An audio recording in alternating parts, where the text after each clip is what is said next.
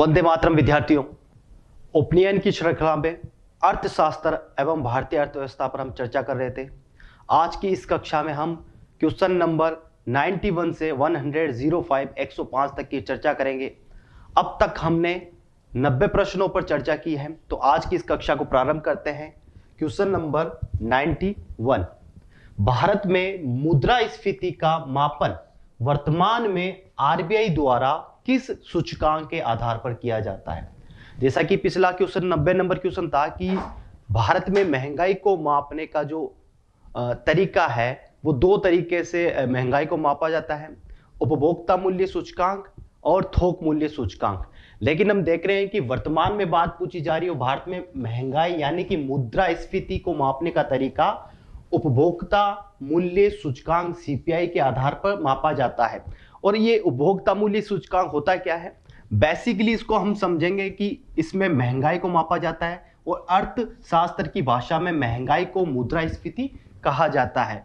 इसमें वस्तुओं और सेवाओं, जितनी भी वस्तुएं और सेवाएं हैं उनमें मूल्य जो परिवर्तन है, उनके जो मूल्य परिवर्तन है उनका मापन किया जाता है। यानी कि व्यक्ति जो उपभोक्ता मूल्य सूचकांक है, कंज्यूमर है, व्यक्ति जिन भी वस्तुओं का या सेवाओं का उपभोग करता है उन वस्तुओं और सेवाओं में कितना मूल्य परिवर्तन हुआ है एक समय के बाद, तभी पता चलेगा कि कितनी महंगाई हुई है, कितनी मुद्रास्फीति हुई है। तो इसका आधार वर्ष जो है, आधार वर्ष उपभोक्ता मूल्य सूचकांक का एक आधार वर्ष होता है जिसको आधार मानते हुए 2012 है। 2012 आधार वर्ष है उपभोक्ता मूल्य सूचकांक का। तो दो बातें ध्यान रखना है, वस्तुओं और सेवाओं में जो मूल्य में परिवर्तन हो रहा है उनको मापा जाता है, उससे मुद्रास्फीति का हमें ध्यान होता है। और उसका आधार वर्ष है 2012। कहने का मतलब है 2012 में किसी भी वस्तु का या किसी भी सेवा का क्या मूल्य था और वर्तमान में क्या मूल्य है, इसके बीच में जो अंतर आता है वो मुद्रास्फीति का मापन हमें पता चल जाता है कि कितनी महंगाई हुई है, ये ध्यान में रखना। और उपभोक्ता मूल्य सूचकांक को जारी करने वाली संस्था जो है वो है श्रम ब्यूरो। श्रम ब्यूरो एक भारत सरकार का संगठन है जो श्रम मंत्रालय, लेबर मिनिस्ट्री के अंतर्गत आता है। तो सबसे इंपॉर्टेंट बात कि वर्तमान में आरबीआई द्वारा यानी कि रिजर्व बैंक ऑफ इंडिया मुद्रास्फीति का मापन करता है किसके आधार पर, उपभोक्ता मूल्य सूचकांक के आधार पर। और वस्तुओं और सेवाओं में कितना परिवर्तन हुआ मूल्यों में ये मापा जाता है, यानी कि कितनी महंगाई हुई। आधार वर्ष 2012 है, श्रम ब्यूरो द्वारा इसे जारी किया जाता है। नेक्स्ट प्रश्न है, मुद्रास्फीति की अत्यंत निम्न व अत्यंत उच्च दर देश की अर्थव्यवस्था हेतु नुकसानदेह है। इसे नियंत्रित करने हेतु कौन से दो व्रत उपाय किए जाते हैं। जैसा कि मुद्रास्फीति के बारे में हमने पढ़ा था, मुद्रास्फीति का सिंपल सा मतलब होता है, देसी भाषा में मतलब होता है महंगाई का होना। महंगाई का होने का मतलब है मुद्रा के मूल्य में कमी होती है और वस्तुओं या सेवाओं के मूल्य में वृद्धि होती है। यानी कि वस्तुएं या सेवाएं महंगी हो जाती है।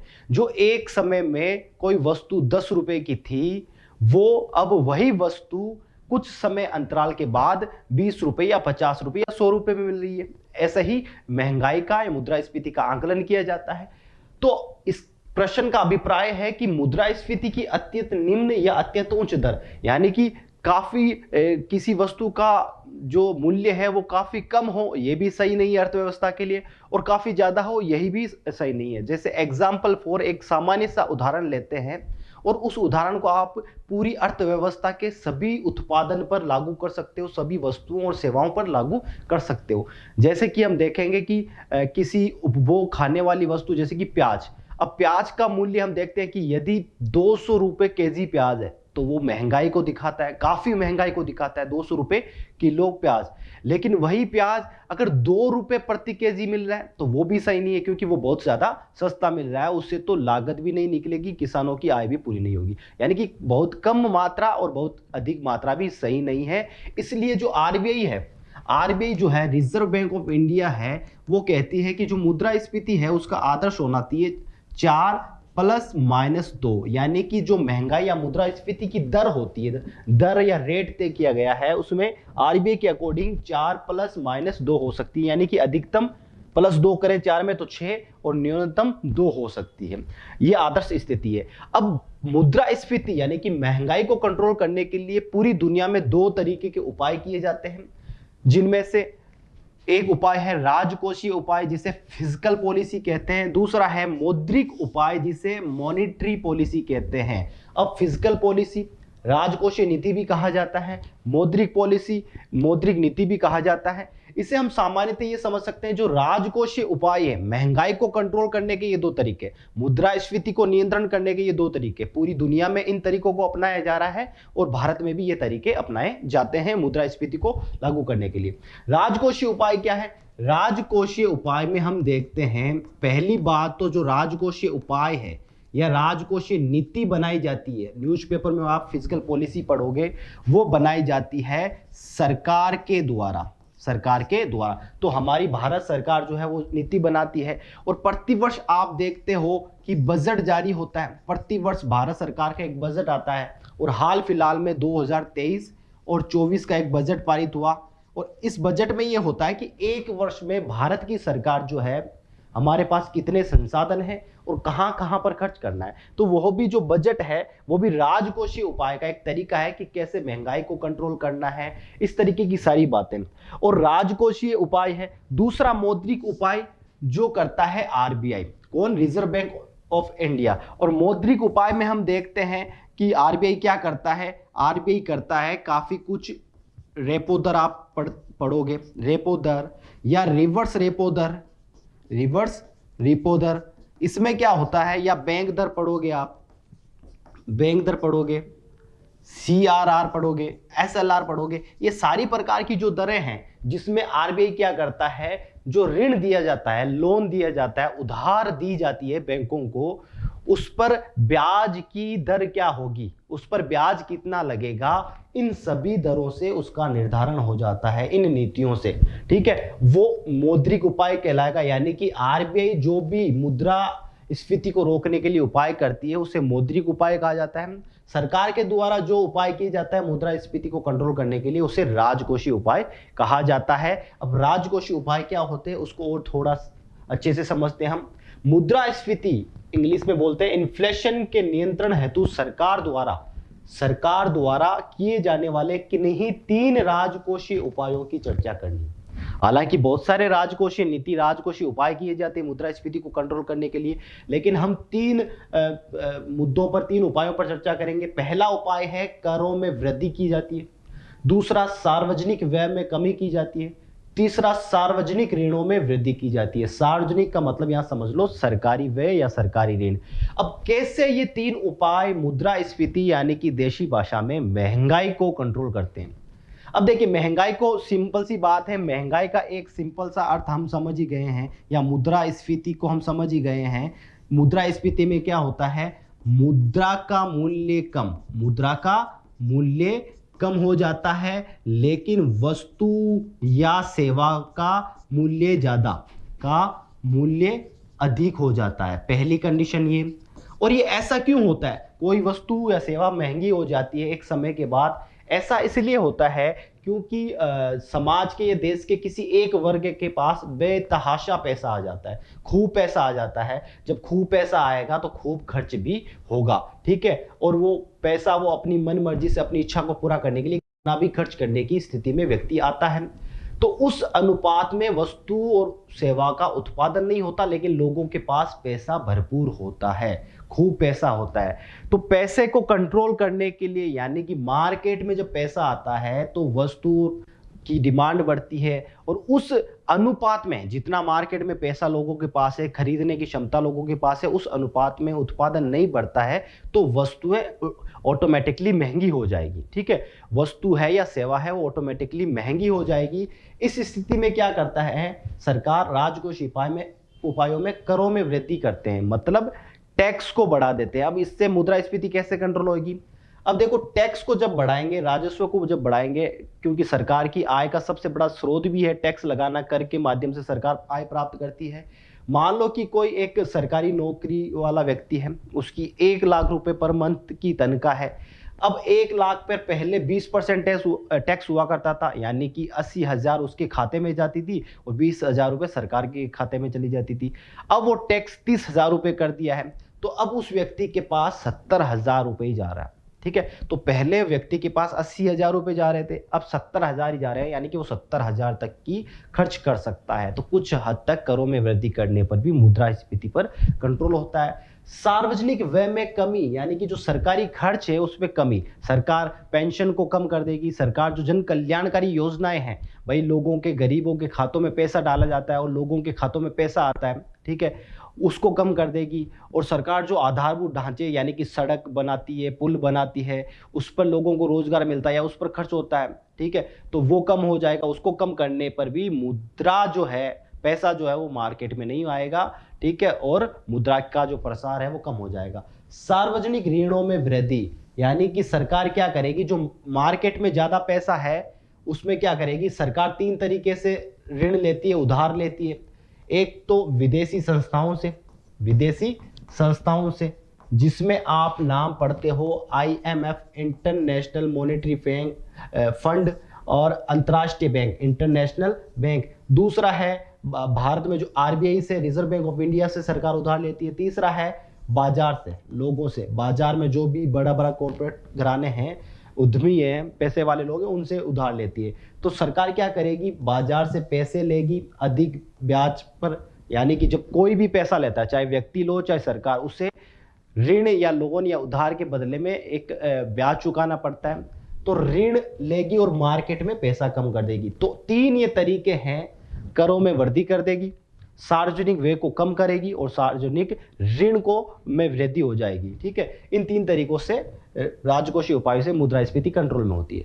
मुद्रास्फीति के नियंत्रण हेतु भारतीय रिजर्व बैंक कौन से मौद्रिक उपाय करते हैं? तो अब तक हमने देखा कि भाई मुद्रास्फीति को कंट्रोल करने के लिए एक तो राजकोषीय उपाय जो सरकार के द्वारा किए जाते हैं, बहुत अलग अलग तरीके से, टैक्स में को बढ़ा दिया, ठीक है, वो सिचुएशन देखेंगे कि मुद्रास्फीति ज्यादा है या कम है, ऋण में वृद्धि कर दी या ऋण को कम कर दिया, ये सारी चीजें की जाएगी। अब यहाँ RBI मौद्रिक उपाय की बात है, और RBI 2 तरीके के मौद्रिक उपाय करते हैं। एक करते हैं मात्रात्मक उपाय, दूसरा है गुणात्मक उपाय। मात्रात्मक उपाय में वही नीतिगत दर और नीतिगत अनुपात। नीतिगत दर क्या होता है, बैंक दर होती है और रेपो दर होती है। ठीक है, RBI क्या करेगा, जो ऋण लेने की या उधार देने की प्रक्रिया है, उस प्रक्रिया में अगर RBI बैंक दर या रेपो दर बढ़ा देता है, यानी कि रेपो दर बढ़ा देता है, तो मतलब है कि उधार जो है वो महंगा हो जाएगा, जो लोन लिया जा रहा है उस पर ब्याज दर अधिक लगेगी, तो मार्केट में पैसा कम जाएगा। सिंपल सी बात यह है। ठीक है, बैंक दर और रेपो दर, अगर मुद्रास्फीति ज्यादा है, महंगाई ज्यादा है, तो सरकार RBI यही करती है। और आप न्यूज़पेपर में देखोगे प्रति 3 माह बाद, न्यूज़पेपर में प्रति 3 माह बाद मौद्रिक समीक्षा होती है RBI की, उसमें बैंक दर, रेपो दर पर फैसला लिया जाता है मुद्रास्फीति को देखकर, भारत की महंगाई को देखते हुए, कि अगर मुद्रास्फीति ज्यादा है तो रेपो दर को बढ़ा दिया जाएगा, बैंक दर को बढ़ा दिया जाएगा, जिससे क्या होगा, ऋण लेना, उधार लेना महंगा हो जाएगा, यानी कि ब्याज दर ज्यादा हो जाएगी। तो इससे क्या होगा, मार्केट में पैसा कम आएगा, मुद्रा का प्रसार कम होगा। और नीतिगत अनुपात CRR और SLR, कैश रिजर्व रेशियो और सांविधिक तरलता अनुपात, इसमें यह होता है कि जो बैंकों के पास पैसा होता है, वो उस पैसे की एक निश्चित रकम, या तो बैंक जो कमर्शियल, जो भी बैंक कमर्शियल है, एक तो RBI बैंक है जिसे बैंकों का बैंक कहते हैं, सरकारी बैंक कहते हैं, सबसे बड़ा बैंक भारत में है RBI, और RBI के नीचे बहुत सारे बैंक काम करते हैं, प्राइवेट सेक्टर में काम, निजी सेक्टर में है, सरकारी बैंक है कुछ।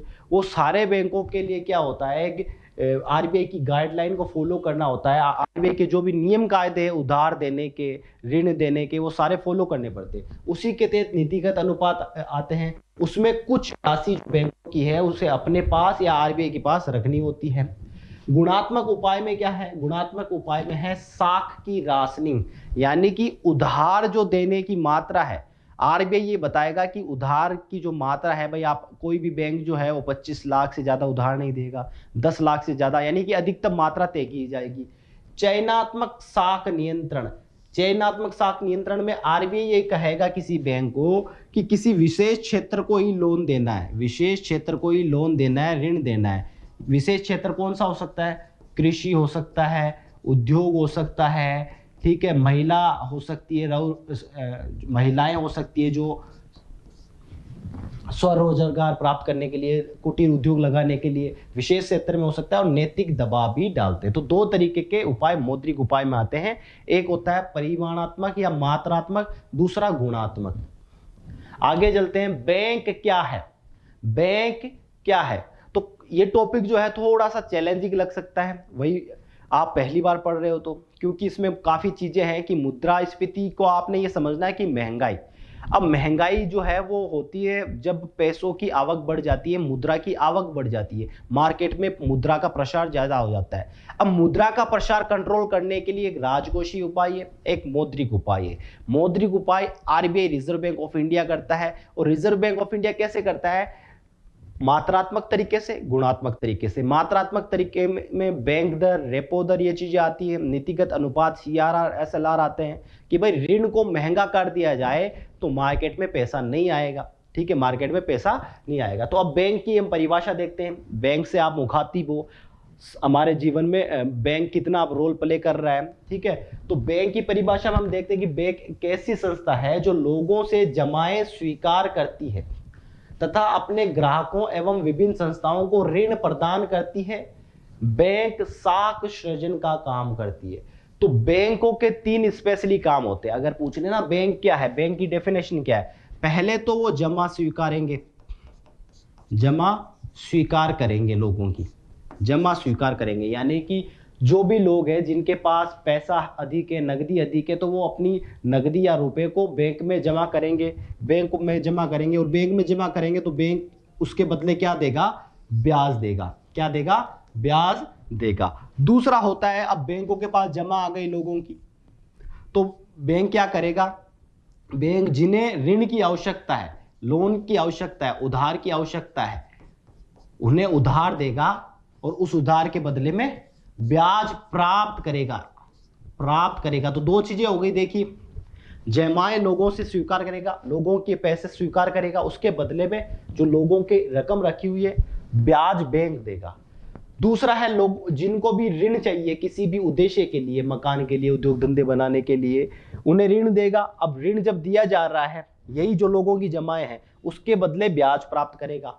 और सामान्य ये होता है, क्योंकि बैंक की आय का जरिया जो है वो ब्याज प्राप्त करना ही होता है, तो अधिक मात्रा में वो ऋण जो देता है, वो ब्याज जो है वो अधिक होता है सामान्यतः। तीसरा होता है साख का सृजन। साख का सृजन, इसे भी हम आगे देखेंगे कि साख का सृजन करना क्या होता है बैंक की परिभाषा में। बैंकों की आय का मुख्य स्रोत क्या है? देखिए, बैंकों की अपनी स्वयं की तो आय होती नहीं है, बैंक खुद कमाने तो जाता नहीं है, सिंपल सी बात है। लेकिन बैंकों के पास क्या ऐसा सिस्टम बना रखा है, एक पूरा इंफ्रास्ट्रक्चर, एक पूरी प्रोसेस बना रखी है, जिससे कि बैंकों की आय जनरेट होती है, जिससे बैंक ऋण भी देते हैं, लोन भी देते हैं, और बैंकों के पास जो कर्मचारी काम कर रहे हैं उनको वेतन भी देते हैं, उनको पेंशन भी देते हैं। वो क्या तरीका है? तो इस तरीकों को देखते हैं। बैंकों द्वारा अपने ग्राहकों को दिए गए ऋण की ब्याज दर, बैंक क्या करता है?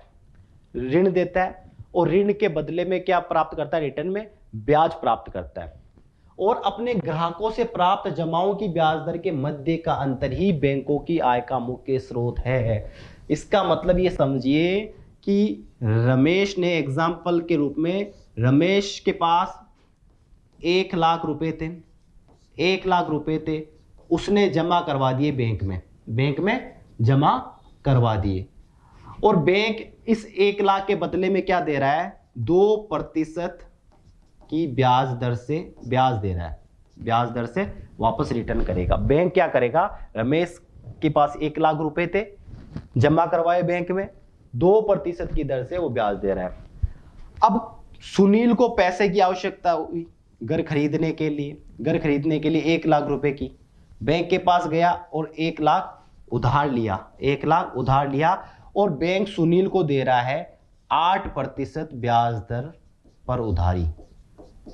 अब ये 2% और 8%, यानी कि 8% उधार दे रहा है और 2% पर प्राप्त कर रहा है, और इसके बीच का गैप है 6%। अब ये 6% ब्याज दर से क्या होगा? जो शुद्ध कमाई बैंक की हो जाएगी, यानी कि अपने ग्राहक से जमा स्वीकार करी, उसको रिटर्न में ब्याज दिया, ठीक है। दूसरा, कोई दूसरा ग्राहक आया, उसे ऋण की आवश्यकता है, लोन की आवश्यकता है, उसे लोन दिया, जो जमा थी वही उसकी आय है, खुद की तो आय है नहीं, और उससे ज्यादा ब्याज दर पर दी, ठीक है। जितनी कम ब्याज दर पर जमा स्वीकार करी उससे ज्यादा ब्याज दर पर ऋण दिया। तो जो इसका अंतर है इस परिभाषा के हिसाब से, वही बैंकों की आय का स्रोत है। इससे बैंक आय सृजन करते हैं। साख सृजन क्या है? बैंकों के 3 महत्वपूर्ण काम है। लोगों से जमाएं स्वीकार करना, लोन ऋण देना, तीसरा साख का सृजन करना, क्रेडिट क्रिएशन। साख सृजन से आशय बैंकों द्वारा ग्राहकों से प्राप्त कुल जमा राशि का एक निश्चित हिस्सा स्वयं तथा देश के केंद्रीय बैंक के पास रखकर, यहां मतलब है कि भाई जमाएं स्वीकार कर रहे हैं।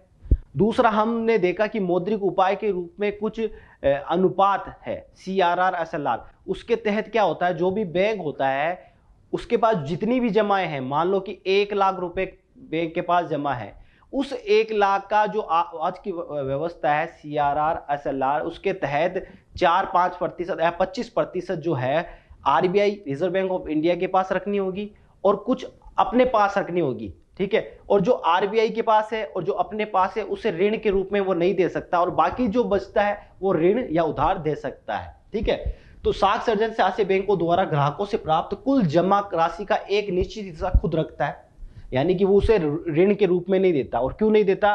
क्योंकि मान लो किसी व्यक्ति को जिसने जमा करवाई है पैसा, उसे जरूरत आन पड़ी और मांगने आ गया, फिर तो उसके लिए रखते हैं। दूसरा, देश के केंद्रीय बैंक के पास, यानी कि RBI, केंद्रीय बैंक कौन है? Reserve bank of India. सबसे बड़ा बैंक कौन है? Reserve bank of India. शेष राशि को ऋण पर देना तथा इस क्रम का कई बार दोहराव करना, और इससे एक ही राशि स्वयं की कई गुना हो जाती है। बैंकों की इस कार्य प्रणाली को साख सृजन कहा जाता है। मतलब यह है, थोड़ा सा टिपिकल है। क्रेडिट क्रिएशन का मतलब है कि बैंक क्या कर रहा है, उधार समझिए आप, साख मतलब उधार देने की प्रोसेस, एक ऐसी प्रणाली जिससे के तहत क्या होता है, एक ही मुद्रा जो जमा स्वीकार की 1 लाख रुपए, मान लो कि सुनील ने जमा करवाई 1 लाख रुपए बैंक में, ठीक है।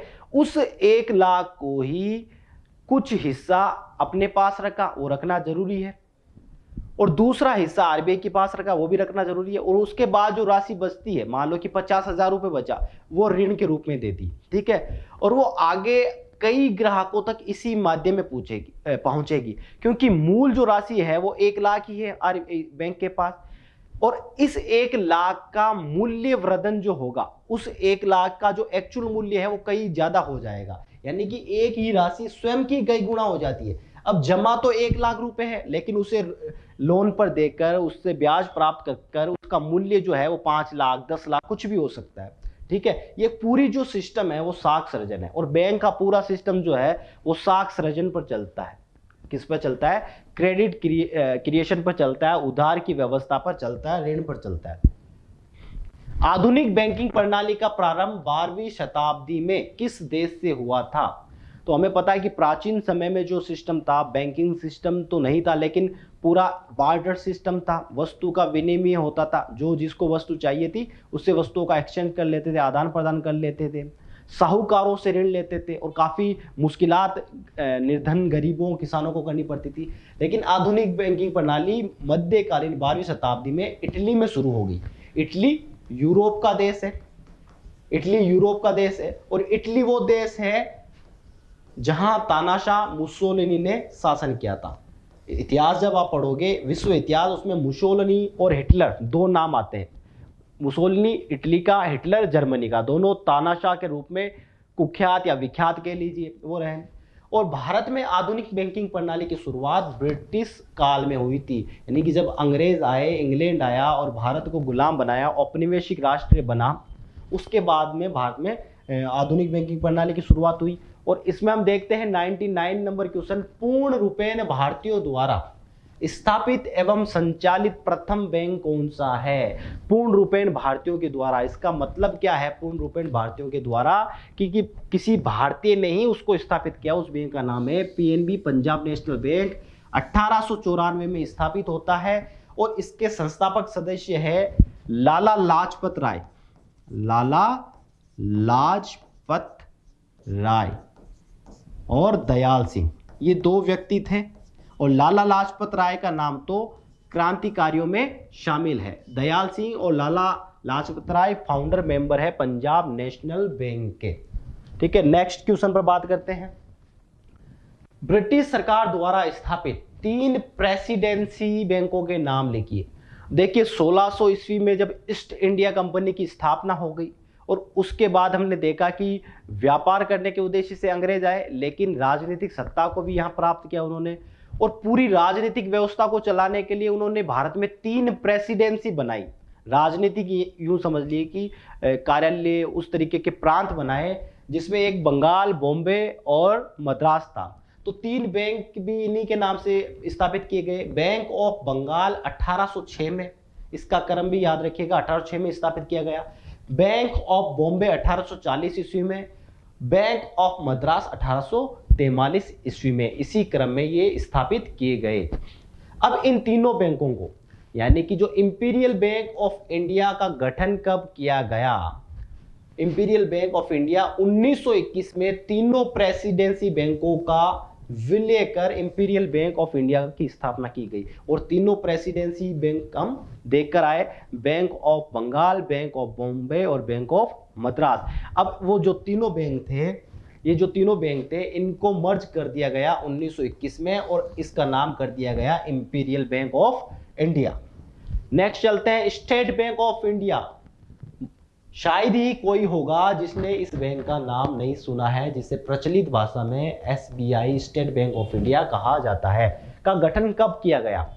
स्वतंत्रता के बाद 1 जुलाई 1955 को इंपीरियल बैंक ऑफ इंडिया, देखिए सभी क्वेश्चन जुड़े हुए हैं। पहले 3 प्रेसिडेंसी बैंक स्थापित किए गए, bank of Bengal, bank of Bombay, bank of Madras. फिर 1921 में उन्हें मर्ज कर दिया गया, विलय कर दिया गया, इंपीरियल बैंक ऑफ इंडिया बनाया गया। फिर 1 जुलाई 1955 में इंपीरियल बैंक ऑफ इंडिया जो था उसका राष्ट्रीयकरण कर, नेशनलाइजेशन कर, उनका नाम स्टेट बैंक ऑफ इंडिया कर दिया गया। और वर्तमान में भारत का सबसे बड़ा ये वाणिज्यिक बैंक है, सबसे बड़ा वाणिज्यिक बैंक है। वो सबसे ज्यादा काम करने वाला, सबसे ज्यादा एम्प्लॉयज, कर्मचारी इसी बैंक में है। और एक शब्द आ रहा है राष्ट्रीयकरण, नेशनलाइजेशन क्या है? देखिए शुरुआत के वीडियो में हमने देखा कि अर्थव्यवस्था जो है मुख्यतः पूंजीवादी और समाजवादी अर्थव्यवस्था होती है। और भारत की अर्थव्यवस्था मिश्रित अर्थव्यवस्था है, जिसमें कुछ पूंजीवादी तत्व है, कुछ समाजवादी तत्व है। और पूंजीवादी अर्थव्यवस्था में हमने देखा कि ये क्या है, उत्पादन और वितरण, जितने भी उत्पादन हो रहे हैं और उसका वितरण होता है वो निजी सेक्टर, प्राइवेट सेक्टर में उसकी ओनरशिप या स्वामित्व होता है। और ये पूरा का पूरा बाजार प्रणाली पर, बाजार पर निर्भर करता है। और समाजवादी अर्थव्यवस्था में देखा हमने उत्पादन और वितरण पर जो नियंत्रण होता है वो सरकार का होता है, सार्वजनिक क्षेत्र का होता है। ठीक है, अब हम देखते हैं कि राष्ट्रीयकरण भी समाजवादी अर्थव्यवस्था से जुड़ी हुई प्रक्रिया है। समाजवादी प्रक्रिया में क्या होता है, अब राष्ट्रीयकरण का मतलब है अब इस बैंक में पूरा ओनरशिप, पूरा जो स्वामित्व है वो सरकार का था। राष्ट्रीयकरण का जो प्रोसेस है, नेशनलाइजेशन, ये जो शब्दावली है वो समाजवादी अर्थव्यवस्था का लक्षण है। क्यों है? क्योंकि 1 जुलाई 1955 को सरकार के नियंत्रण में ये बैंक आ गया था। राष्ट्रीयकरण का मतलब यही है। अब नाम आता है बैंकों का बैंक, केंद्रीय बैंक, भारतीय रिजर्व बैंक। RBI की स्थापना कब की गई?